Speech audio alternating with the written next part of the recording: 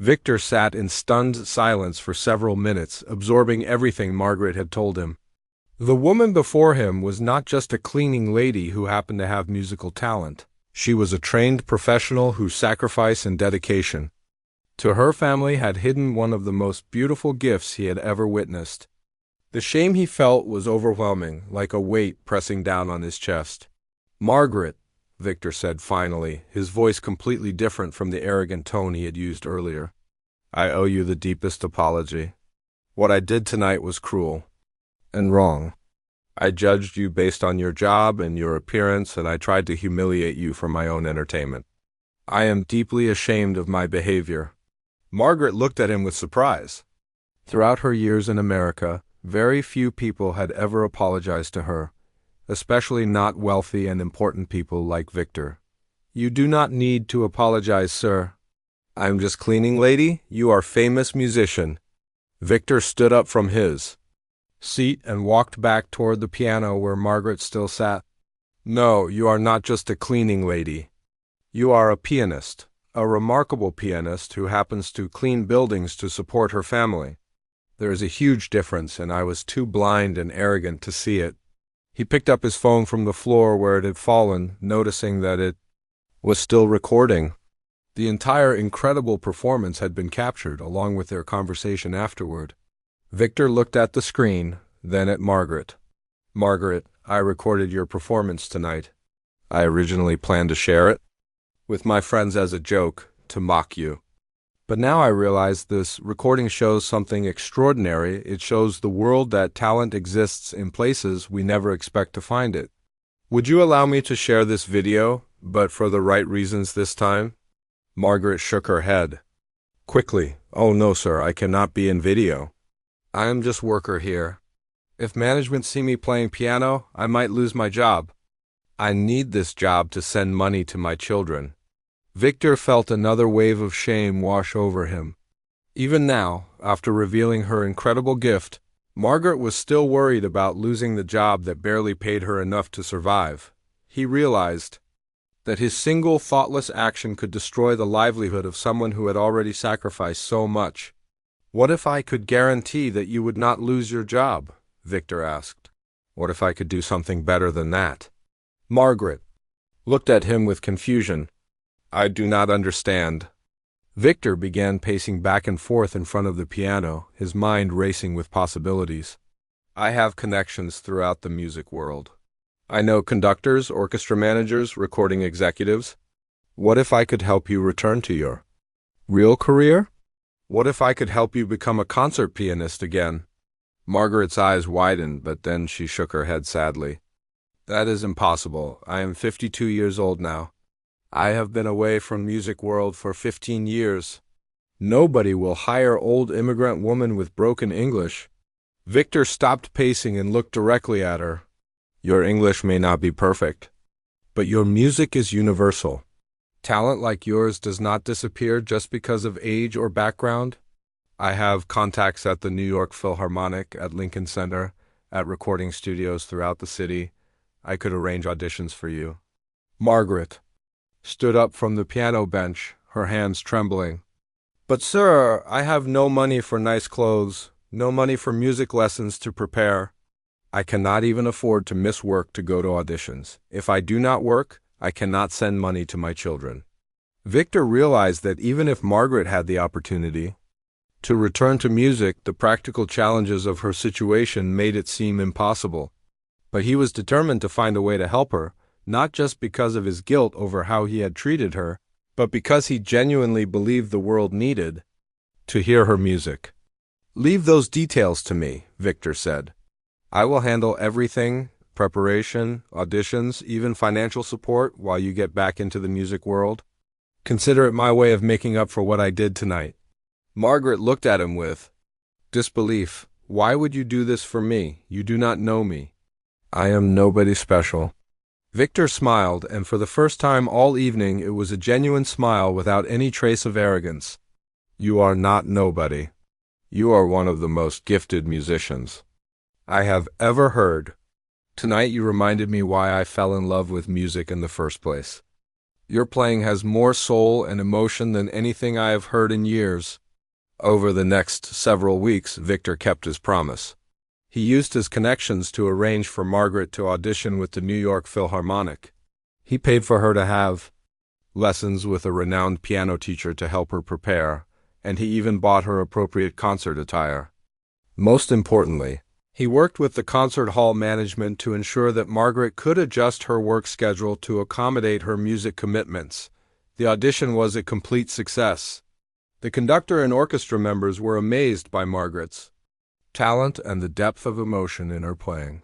Within a month, she was offered a position as a guest soloist for an upcoming concert series. Victor decided to share the video of Margaret's performance, but with her permission and with the full story behind it.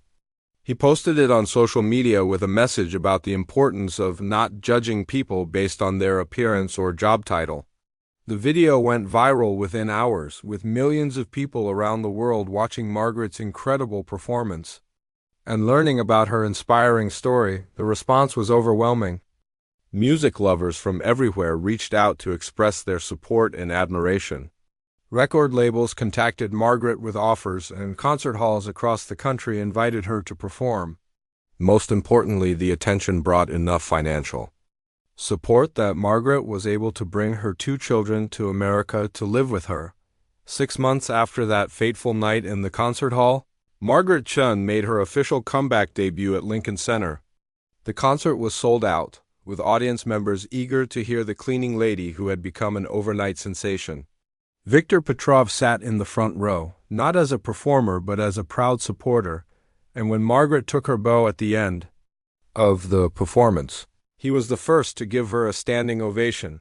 The concert hall, where Margaret had once mopped floors, now displayed a plaque in her honor, reminding everyone who entered that greatness can be found in the most unexpected places.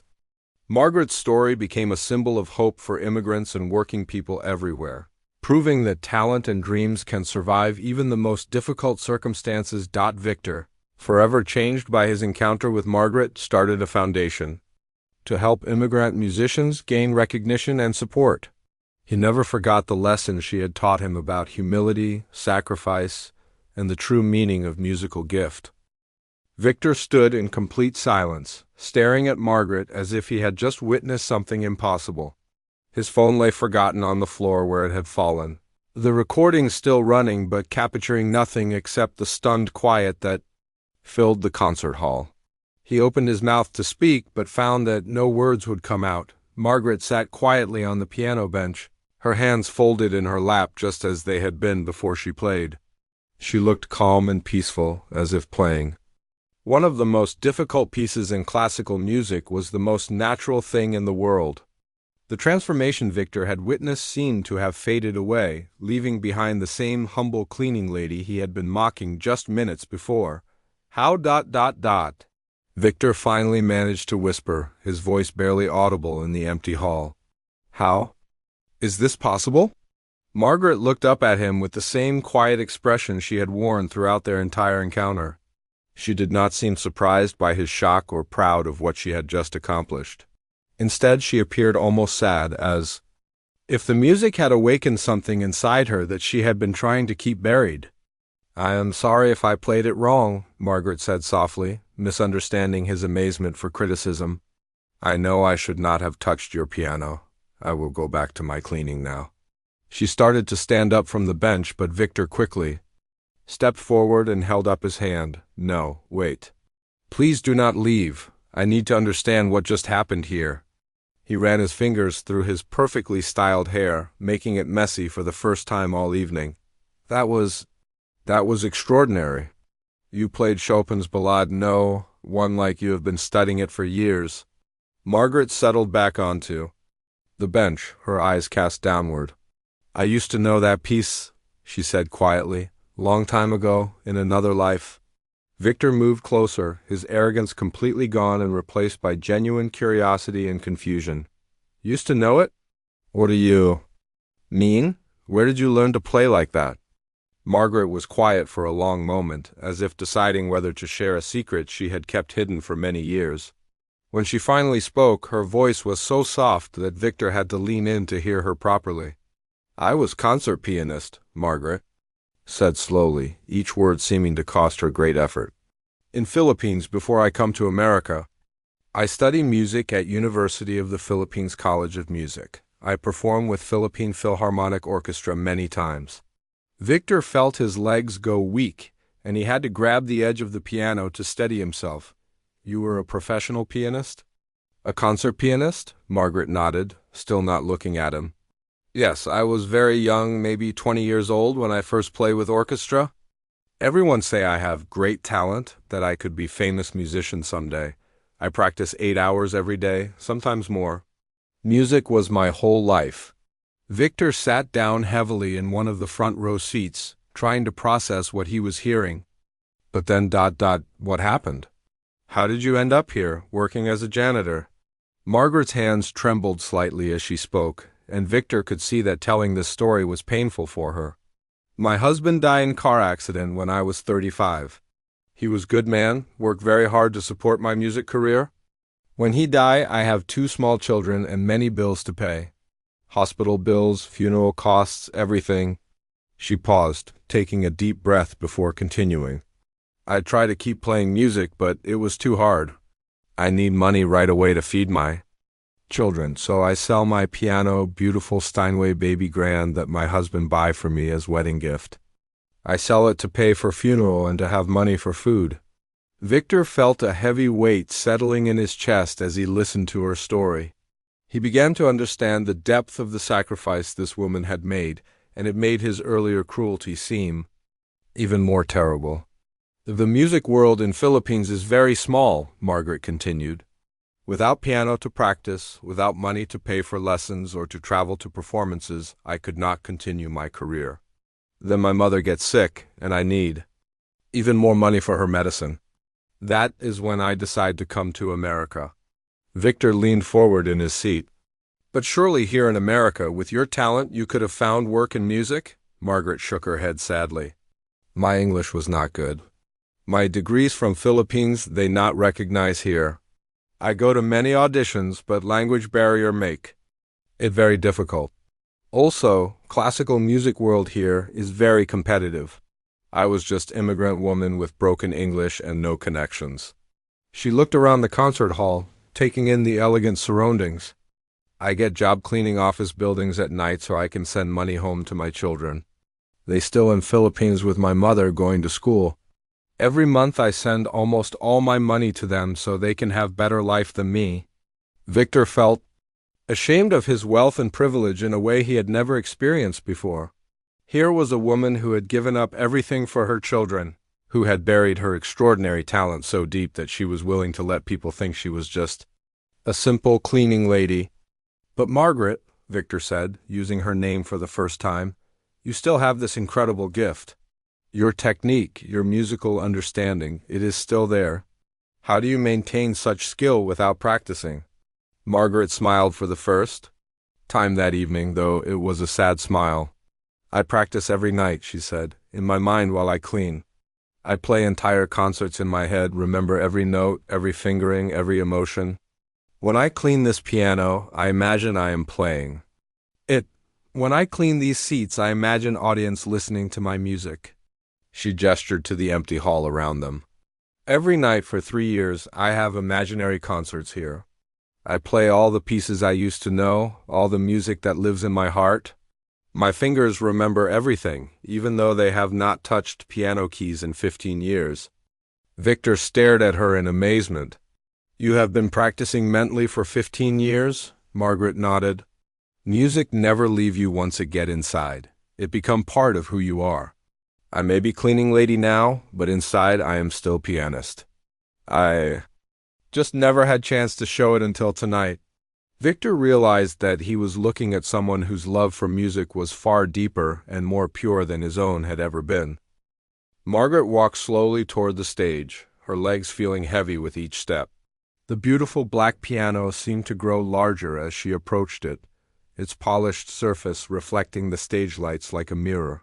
She had walked past this instrument thousands of times during her 3 years of work, but she had never imagined she would be forced to sit at it like this. Victor followed behind her, his phone already recording as he positioned himself to capture what he expected would be an amusing disaster. His smile was cruel and satisfied, like someone who had just won a game that only he knew he was playing. Margaret could feel his excitement behind her, and it made her stomach turn with nervousness and shame. "Go ahead," Victor said, his voice filled with mock encouragement. "Sit down and make yourself comfortable. The piano will not bite you, I promise." He laughed at his own joke. Clearly enjoying every moment of Margaret's discomfort, Margaret reached the piano bench and stood beside it for a moment, staring down at the smooth wooden seat. Her cleaning uniform looked so out of place next to the elegant instrument, like a stain on something beautiful and perfect. She could smell the polish she had used to clean this very piano just days before, and she remembered how carefully she had wiped down every surface without ever touching the keys. "Are you waiting for a written invitation?" Victor asked impatiently. "Sit down and play something, anything at all. I'm sure whatever noise you make will be ... entertaining." Margaret slowly lowered herself onto the piano bench, her hands trembling. As she placed them in her lap, the bench was the perfect height, and she found herself sitting in exactly the right position without even thinking about it. Her feet naturally found their proper place on the floor, and her back straightened into a posture that felt surprisingly familiar. Victor moved to get a better angle with his phone camera, wanting to capture her face as well as her hands. "Perfect," he said. "Now, let us see what a simple cleaning lady can do with a $2 million piano. This should be quite the performance."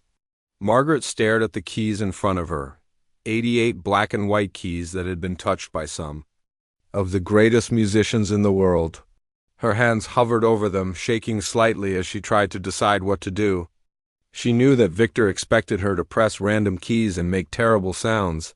Giving him the entertainment he was looking for, she closed her eyes for a moment, trying to calm her racing heart. In her mind, she could hear the echo of all the music that had been played in this hall over the years, the beautiful melodies that had filled the air while she cleaned, the complex pieces that had made her stop working just to listen. She had absorbed so much music during her time here, even though she had never admitted it to anyone. Margaret opened her eyes and looked at the keys again. Somewhere deep inside her, something was stirring, a feeling she had buried so deeply that she had almost forgotten it existed. Her hands stopped shaking, and she felt a strange sense of calm wash over her. "Well?" Victor said impatiently. "Are you going to play or just stare at the keys all night? I do not have forever to waste on this little experiment." Margaret took a deep breath and slowly raised her hands to the keyboard. Instead of pressing random keys as Victor expected, she positioned her fingers carefully over the keys in a way that looked almost professional. Victor noticed the change in her posture and frowned slightly, but he continued recording, expecting that any moment she would reveal her complete lack of skill. Margaret's fingers touched the keys, and the first note rang out clear and pure through the concert hall. It was not the tentative, uncertain sound Victor had expected, but a confident, controlled note that seemed to hang in the air with perfect pitch and timing. Then came the second note, and the third, and suddenly Margaret was playing the opening measures of Chopin's Ballade No. 1 in G minor, one of the most difficult and beautiful pieces in all of classical piano literature. The music flowed from her fingers like water, each note perfectly placed and filled with emotion that seemed to come from somewhere deep inside her soul. Victor's phone nearly slipped from his hands as he stared in complete shock. This was not possible. This cleaning lady, this simple woman who could barely speak English properly, was playing one of the most challenging pieces in the classical repertoire with a skill that rivaled his own. Margaret's fingers danced across the keys with incredible precision and grace. The music she created was not just technically perfect. It was filled with passion and understanding that could only come from years of serious study and practice. Every phrase was shaped with care, every dynamic change was executed with perfect timing, and every emotional moment was expressed with a depth that made Victor's chest tighten with unexpected feelings. The famous pianist stood frozen, watching this impossible performance unfold before his eyes. The woman he had mocked and humiliated was revealing herself to be a musician of extraordinary talent, playing with a sensitivity and skill that he had rarely encountered even among professional concert pianists. Margaret seemed to be lost in the music, her body moving naturally with the rhythm and flow of the piece. Her eyes were closed and her face showed an expression of pure peace and joy that Victor had never seen before. It was as if she had been transformed into a completely different person, someone who belonged at this piano more than he did. The music continued to pour from her hands, each section of the complex piece unfolding with masterful control. Victor recognized every passage, every difficult technical challenge, and every moment where even professional pianists sometimes struggled. But Margaret played through it all as if it were as natural as breathing, her fingers finding their way across the keys with the confidence of someone who had played this piece hundreds of times before. As the piece reached its climatic moments, Victor felt his world beginning to crumble around him.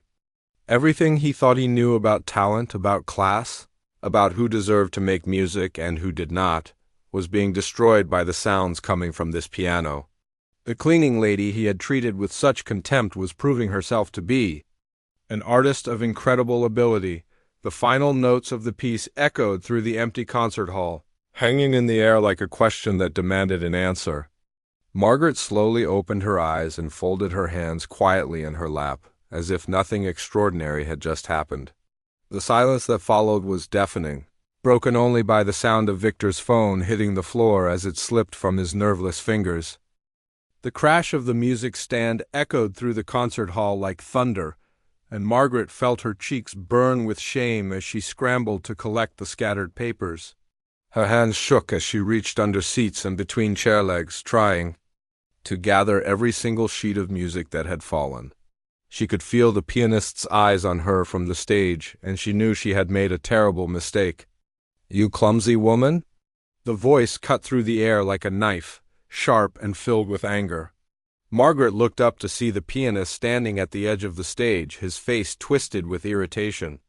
His accent was thick and foreign, making his words sound even more harsh than they already were. "Do you have any idea what you have disrupted?" Margaret's heart pounded as she continued gathering the music sheets, her movements becoming more frantic. She had recognized the pianist now. It was Viktor Petrov, the famous Russian musician she had seen in photographs around the concert hall.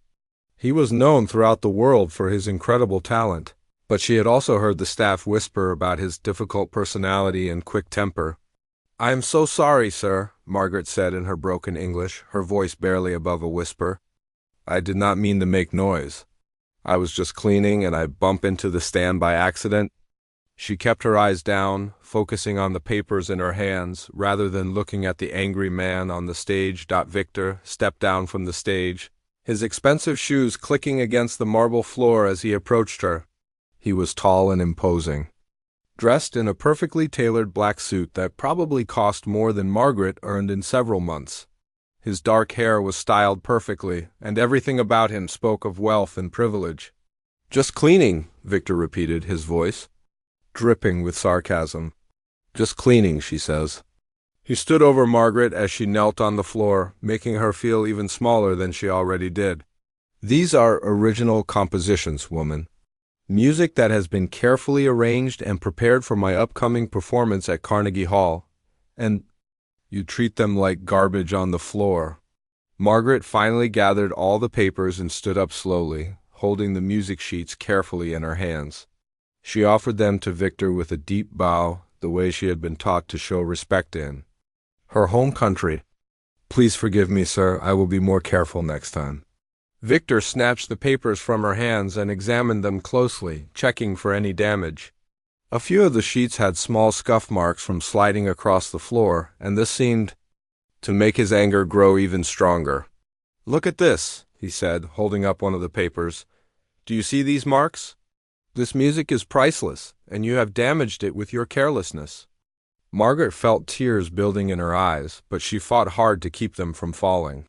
She had learned long ago that crying would not help her situation, and she needed to stay strong. "I am very sorry, sir. Is there anything I can do to fix it?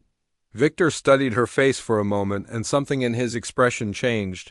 The anger was still there, but now it was mixed with something else, amusement perhaps, or curiosity. Margaret's humble manner and obvious distress seemed to entertain him in a way that made her feel even more uncomfortable. Fix it? Victor laughed, but there was no warmth in the sound. What could someone like you possibly do to fix anything? You're just a cleaning lady, are you not? A simple woman who pushes a mop around and empties trash cans. Margaret nodded, slowly, not trusting herself to speak. She could feel the weight of his judgment pressing down on her, making her feel small and worthless. Victor walked in a circle around her like a predator studying its prey, his eyes taking in every detail of her worn uniform and tired face. Tell me, cleaning lady, Victor said, his voice taking on a mocking tone. In all your years of simple existence, have you ever played piano? Do you even know what these black and white keys are for? Margaret shook her head quickly. No, sir. I have never played piano. I just clean around it very carefully. Victor's smile grew wider, and Margaret could see that he was enjoying this conversation in a way that made her stomach feel sick. Never played piano, he repeated slowly. How fascinating. Here you are, working in one of the most prestigious concert halls in New York City, surrounded by beautiful music every day, and you have never even touched a piano. Margaret remained silent, not sure what kind of response Victor was looking for. She had learned from experience that sometimes the best thing to do was to say nothing at all and wait for the storm to pass. Well, Victor said, clapping his hands together suddenly, tonight that changes. Tonight you will play piano for me. Consider it ... educational. Margaret's eyes widened in shock. Oh, no, sir, I cannot play piano. I do not know how. It would not be right for me to touch such an expensive instrument. Victor waved his hand dismissively. Nonsense, I insist.